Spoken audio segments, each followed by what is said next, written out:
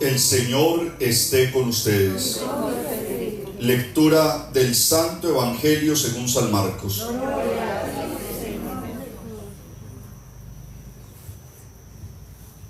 En aquel tiempo se acercó a Jesús un leproso suplicándole de rodillas: si quieres, puedes limpiarme. Compadecido, extendió la mano y lo tocó diciendo: quiero, quedas limpio. La lepra se le quitó inmediatamente y quedó limpio. Él lo despidió encargándole severamente: no se lo digas a nadie, pero para que conste, ve a presentarte al sacerdote y ofrece por tu purificación lo que mandó Moisés, para que le sirva de testimonio. Pero cuando se fue, empezó a pregonar bien alto y a divulgar el hecho, de modo que Jesús ya no podía entrar abiertamente en ningún pueblo. Se quedaba fuera en lugares solitarios, y aún así acudían a él de todas partes. Palabra del Señor. Gloria al Señor Jesús.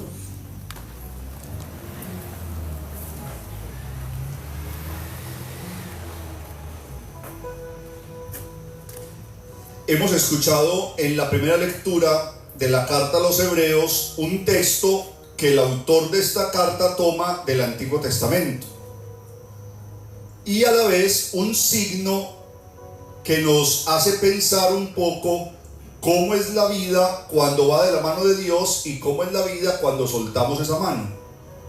Y nos dice el autor de la carta a los Hebreos: ojalá ustedes no endurezcan el corazón, así como lo hicieron sus padres durante aquella rebelión. Ojalá ustedes no endurezcan el corazón.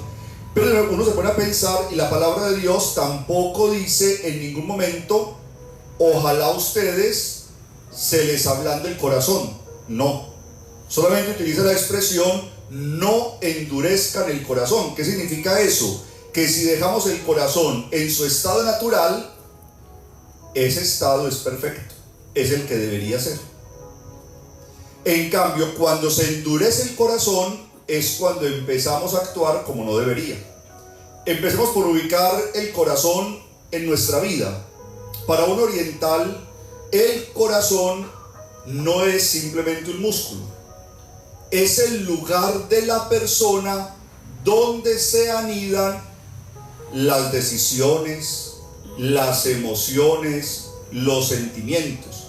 Por eso siempre la palabra de Dios dice que Dios quiere vivir en el corazón, es decir, en el lugar de las decisiones, en el lugar de las emociones, en el lugar de todo aquello donde ustedes y yo gobernamos lo que somos. Y por eso la palabra, no podemos olvidar que la palabra fue escrita en cultura oriental, de donde el corazón significa el centro de la persona, el centro de la persona, el lugar de las decisiones, el lugar donde se decide por una tentación o por una acción de gracias. Pero es el lugar donde usted y yo pensamos. Para los occidentales, el lugar de las decisiones lo ubicamos en la cabeza, en el cerebro, en la mente.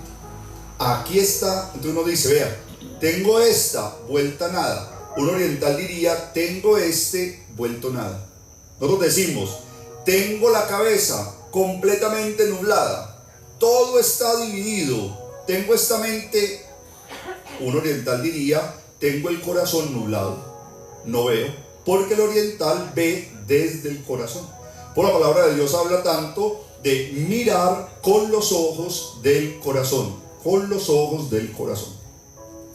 Entonces, cuando la palabra nos empieza a entregar todo esto, piensen ustedes, cuando a uno se le endurece el corazón, ¿cómo serían las decisiones que tomamos? ¿O qué clase de emociones dirigirían nuestra vida? ¿O cómo estaría nuestra vida para enfrentar esta situación o esta otra? ¿En qué me gusta pensar? Me gusta pensar como cuando uno se cae y de pronto se quiebra un pie o una mano. Lo primero que aparece es que se inflama la mano, se inflama el pie. Y el médico puede proceder cuando empieza a bajar un poquitico la inflamación para mirar realmente cuál es el daño que tenemos, cómo es de grave la fractura. Y entonces puede decir, bueno, ya que se bajó la hinchazón, ya que se bajó la inflamación, atendamos esto, pongamos esto, hagamos esto, miremos esto y aquello. Lo mismo sucede cuando se nos inflama el cerebro o cuando se nos inflama el corazón, que sería lo mismo que decir, se nos endurece el corazón, se nos endurece el cerebro. Entonces hay veces que pasamos por situaciones muy complejas, cosas muy difíciles, y entonces quedamos como omnibulados, quedamos como metidos en una habitación tan oscura que no sabemos por dónde tenemos que pegar. Y entonces la vida entra en una quietud. ¿Cuál es el problema? Cuando vemos la primera luz y nos tiramos por ahí, quiere decir que hemos actuado con el corazón o con el cerebro inflamado o endurecido. ¿Por qué? Porque no me di la oportunidad de esperar a que bajara la inflamación o la hinchazón y luego decir, bueno, no es por acá, me conviene más por acá, o es más adecuado por acá. Pero cuando tenemos la mente o el corazón inflamado, no logramos hacer ese discernimiento. Nos vamos por donde primero encontremos.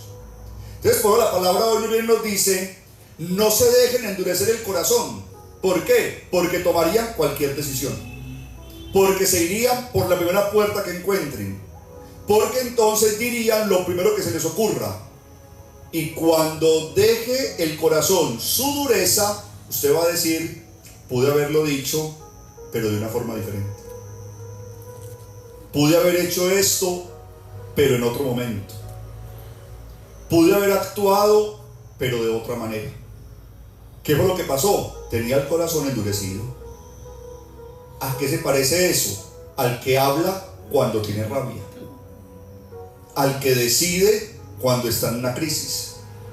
Lo hacemos impulsados por la emoción del momento. Y luego, cuando la emoción empieza a bajar, es cuando vemos realmente el daño que nos hemos hecho y que hemos hecho. Entonces piensen ustedes que en la carta de los Hebreos es Dios quien nos está diciendo a nosotros, no se deje llevar por el momento. Y por eso nos da una clave cuando dice, más bien en esos tiempos en los que se endurece el corazón, ayúdense unos a otros mientras dura ese hoy, es decir, mientras dura ese momento de inflamación, ese momento de calentura. Ayúdense unos a otros. Y luego da otra clave, y no suelten nunca la mano de Dios. Y no suelten nunca la mano de Dios.